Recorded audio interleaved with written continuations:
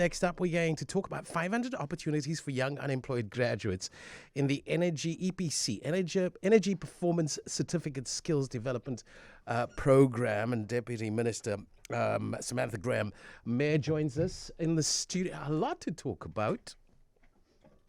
Not just the opportunity for 500 graduates, but we have to talk about that clerical error that NERSA did as well. And that really got our knickers in a knot. What officially is the department's response to that, or the minister's response, or your ministry's response to that clerical error? Deputy Minister, welcome. Thank you very much. Thank you so much for having me. It's lovely to be in your studio. It's the first time I've been in a studio before, so I'm very excited to be here. With respect to that, obviously, the conversations have been directly between Eskom and NERSA. We haven't issued an official statement on this at this stage, but I believe that we will obviously be looking at the electricity pricing policy, bringing that into play to ensure that the clerical area itself is not going to have as big an impact on everybody as we would imagine it would.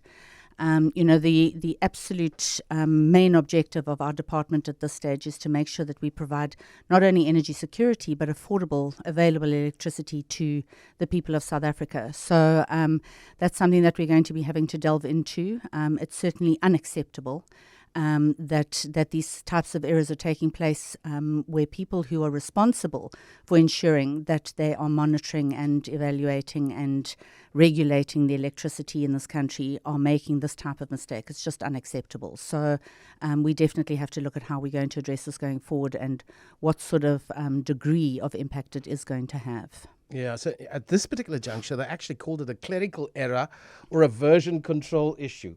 It is a 54 billion rand clerical issue that will be borne, of course, by taxpayers in this particular country. No, electricity buyers, purchasers in this particular country. We've also not had load shedding for a while.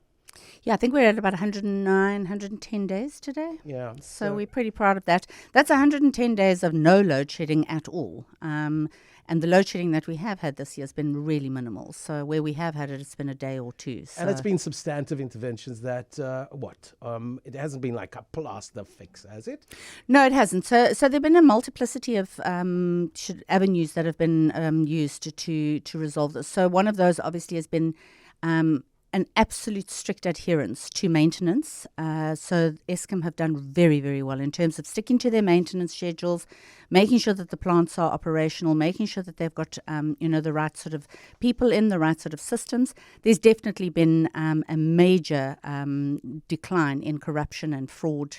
That level of sabotage that was taking place.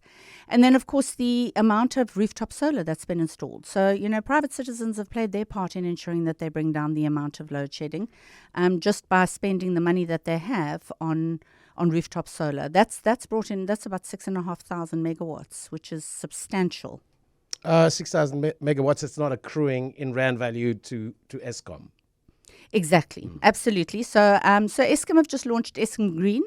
So they've launched their own renewables division within Eskom. So they're also going to be playing in that space, which is very exciting. So they're also diversifying their energy mix, which we think is excellent. And that will also allow private parties to come online and play in the Eskom space with Eskom to ensure that we are diversifying and decarbonising. The opportunity that we have is with the Deputy Minister of Electricity and Energy, Samantha Graham-Hare, part of the GNU representing the Democratic Alliance, may I add. So if it's energy or electricity questions that you have, the buck stops here. Well, kind of there-ish.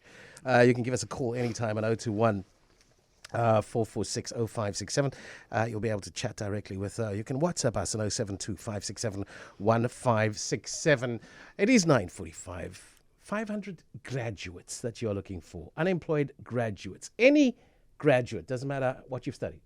Not necessarily. So you need an NQF 6 level, and we're looking for people who studied sort of engineering, the built environment, in the energy space. So potentially people that are going to want to be in that space.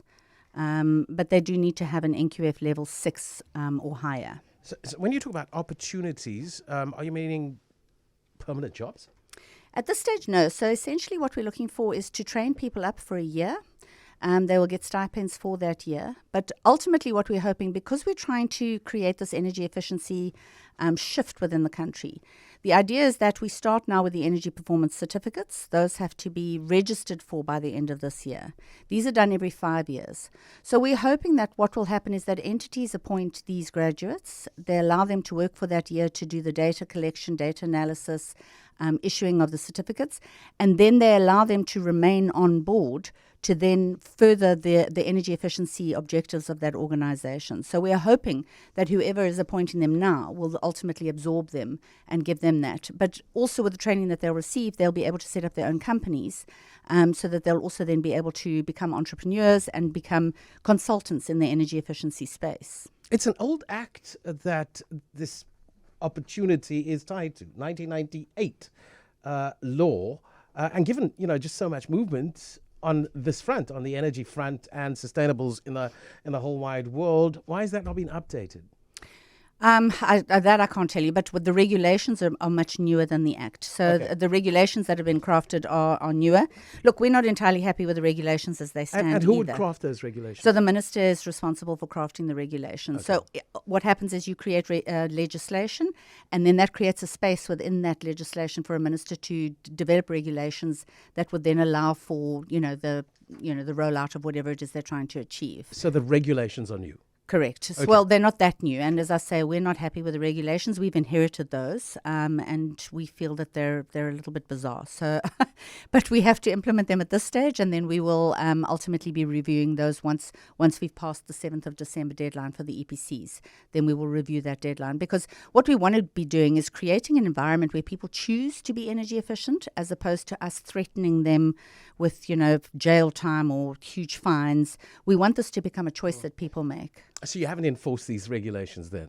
We haven't had to yet. Okay. So what happened was there was a deadline for 2022, and then they realized that people weren't going to meet that. Look, we're still not going to meet it at this stage, but we're pushing as hard as we can. We need 60,000 buildings online by the 7th of December, and we're at about 7,500. So there's a lot of work that still has to be done. They have to register by the 7th of December. Then they have 3 months within which to get the EPCs done, the certificates done. But we're hoping that we're not going to have to enforce these regulations. But I'm sure there are more than 7,500 state-owned buildings. Yeah. So, DPWI has got 77,000 properties. Yeah. So, they're obviously one of the targeted departments.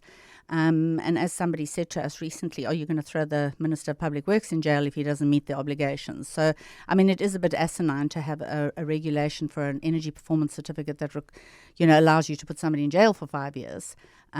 So we are certainly, what we're doing is we've actually got people that are directly working with DPWI just on their portfolio to make sure that they can start. And then complying. the communication with the private sector, because they also need to comply. So the private or sector, certain sectors. Yeah, no, listen, the private sector have been amazing. So SAPOA, the South African Property Owners Association, they've been really, really great in making sure that their members are compliant. We also have an opportunity to reach out to their members. They've got a conference coming up now in October. So we'll also make sure that we're pushing this agenda.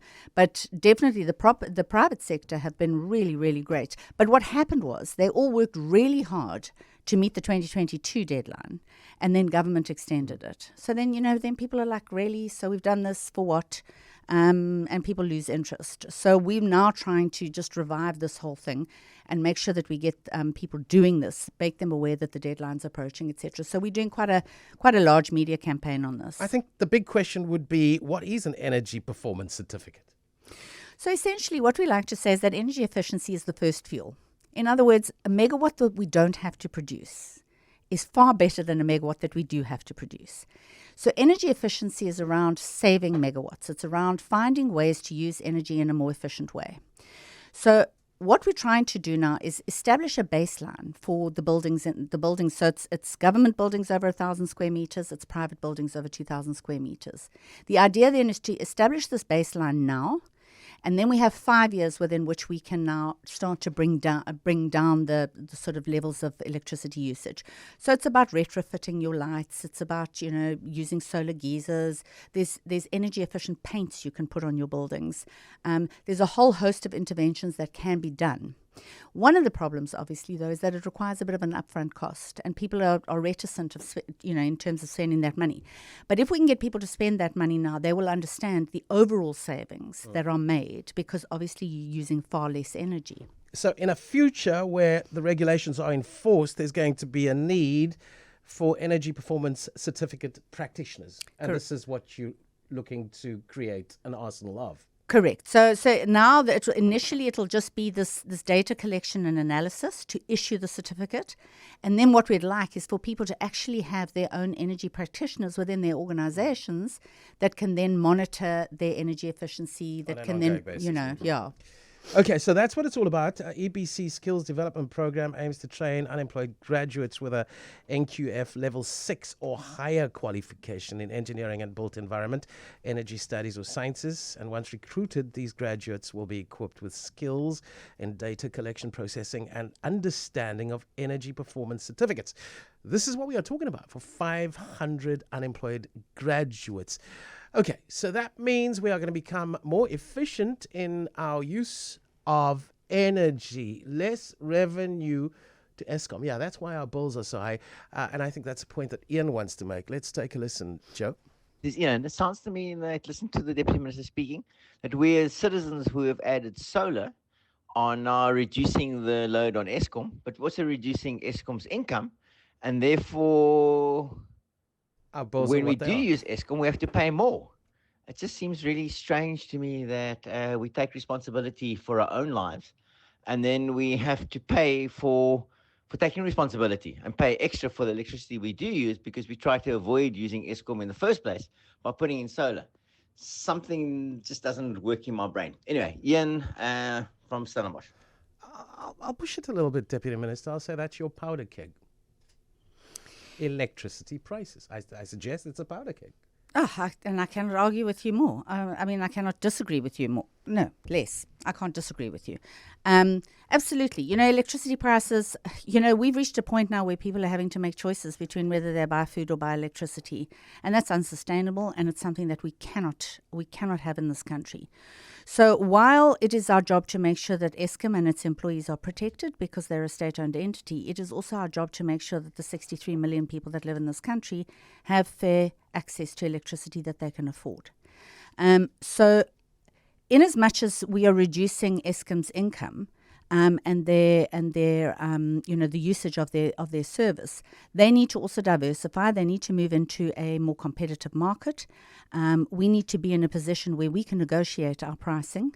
And we can only do that if we're bringing in other role players into the market. Exactly. Private sector players? Correct. Sustainable private sector players. Correct. And that is why the Electricity Regulation Amendment Bill was then passed into an act, and that is why we are now unbundling Eskom. So Eskom itself is going to have to reinvent itself. It's going to have to find a new way of functioning, and that's why they brought in, say, Eskom Green as an option, because then they can also play in that renewable energy space. Don't forget as well, as part of our decarbonisation strategy, we have to take off at least 5 coal-fired power stations by 2030. That means about 8,000 megawatts of power that's going to no longer be part of our base load. So Eskom has to reduce in that respect, and we have to find alternatives to make sure that we're supplementing that so that we're not losing the amount of energy that we have. Also, we have to triple our energy output by about 2030. Eskom's not in a position to do that. So we need the private role players. We need homeowners to feed into the grid. We need municipalities to have access to small-scale embedded generation so that they can bring their electricity costs down. So where you have a small-scale embedded generation, so that's rooftop solar, people can then produce their own power, but also feed into the grid their excess power, which the municipality can buy from them. And that's another way of making sure that your electricity is more affordable. Lorna wants a piece of you as well, Deputy Minister. Excellent. Expect a whole lot of people to want a piece of you. Let's take a listen, Joe. Could you please ask the question of what is or how much truth is there in the local authorities, Cape Town City Council or Eskom, are going to levy the households with solar panels on their roof? I believe that there could be some charge coming through in the near future. Thank you.